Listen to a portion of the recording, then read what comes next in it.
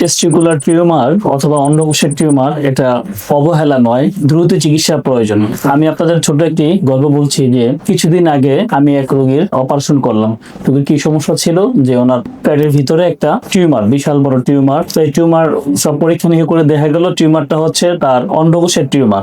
আমরা জানি যে অন্ডকোষগুলো পেটের ভিতরে ডেভেলপ করে মায়ের পেটের বাচ্চা থাকা অবস্থায়, কিন্তু সেটা যদি অন্ডকোষে না নামে, অন্ডথলিতে না নামে, তাহলে সেটা ভিতরে রয়ে যায়, সেটাকে আমরা বলি আনডিসেন্ডেড টেস্টিস। সেটা থেকেও কিন্তু টেস্টিকুলার টিউমার বা ক্যান্সার হতে পারে। তো এই জন্য এটা অবহেলা করা যাবে না। টেস্টিকুলার টিউমার সাধারণত দেখা যায় পেটের ভিতরে থাকলেও টেস্টিকুলার টিউমার হতে পারে, অথবা অনেক সময় অন্ডথলিতে টেস্টিস থাকলে বা অন্ডকোষ থাকলে সেখানেও কিন্তু টেস্টিকুলার টিউমার হতে পারে। তাহলে কি কি লক্ষণ দেখে আমরা বুঝতে পারবো যে টেস্টিকুলার টিউমার হয়েছে? সাধারণত হঠাৎ করে শক্ত ফুলা ফুলা ভাব অথবা গাঁট হতে পারে অন্ডকোষের মধ্যে, অথবা কোনো কারণে হেভিনেস বা ভারী ভারী ফিল হতে পারে। অনেক সময় তলপেটে ব্যথা হতে পারে, লোয়ার অ্যাবডোমিনাল পেইন আমরা বলি, তলপেটেও একটু ব্যথা হতে পারে। এই লক্ষণগুলো হলে আমরা দ্রুত চিকিৎসকের পরামর্শ নিব। তাহলে টেস্টিকুলার টিউমার হওয়ার রিস্ক ফ্যাক্টর কি, কাদের বেশি হইতে পারে? যেমন আমি আগে বলে আসলাম যে যাদের অবতরণ না করার টেস্টিস বা অন্ডকোষ, যেটা পেটের থাকা অবস্থায় বাচ্চার পেটেই রয়ে গেছে, যেটা নামেনি অন্ডথলিতে, সেই ধরনের টেস্টিসের ক্যান্সার হওয়ার চান্স সবচেয়ে বেশি।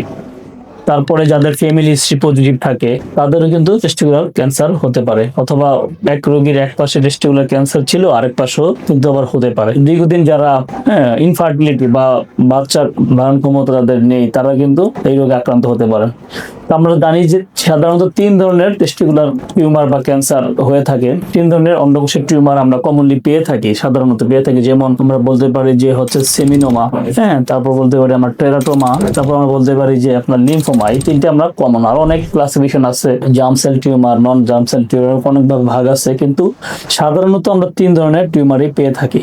তো কিছু রক্তের টেস্ট, যেমন টিউমার মার্কার বলি আমরা, ব্লাডের মধ্যে এই টেস্টগুলো করা যায়। রক্তের টেস্ট করলেই ডায়াগনোসিসটা আমরা মোটামুটি ধরে ফেলতে পারি। আর একটা হচ্ছে আলট্রাসোনোগ্রাম করে স্ক্রোটাম এবং ইনগুইনাল রিজনে যদি আমরা একটা high sensitive high resolution ultrasonogram করি, তাহলে সেটা বলে দিতে পারে যে আপনার টেস্টিকুলার টিউমার হয়েছে। তারপর আমরা ব্লাড টেস্ট করি 3 ধরনের, যেমন মার্কার বললাম, alpha beta protein, beta CG and LDS. এই 3টা মার্কার আমরা করি, ডিফারেন্সিয়েশন করি যে কোন ধরনের টিউমার হয়েছে। তবে এই টিউমারটা ইউজুয়ালি তরুণ বা মধ্যবয়স্ক মানুষদের বেশি হয়। যেমন আপনার 30 বছরের আগে যদি কারো টিউমার হয়, তাহলে আমরা ধরে নিতে পারি তার একটা টেরাটোমা হয়েছে। আর 30 বছরের পরে ইউজুয়ালি যদি টিউমার হয়, তাহলে আমরা বলে নিই সেমিনোমা। আর যদি কারো লিম্ফোমা হয়, তাহলে তার আরো কিছু লক্ষণ থাকবে, অন্যান্য কিছু জ্বর থাকতে পারে, গাম দিয়ে জ্বর ছাড়ে, ডেন্সিং ফিভার বলি আমরা, অথবা আপনার হচ্ছে শরীর ইচিং থাকতে পারে, এগুলা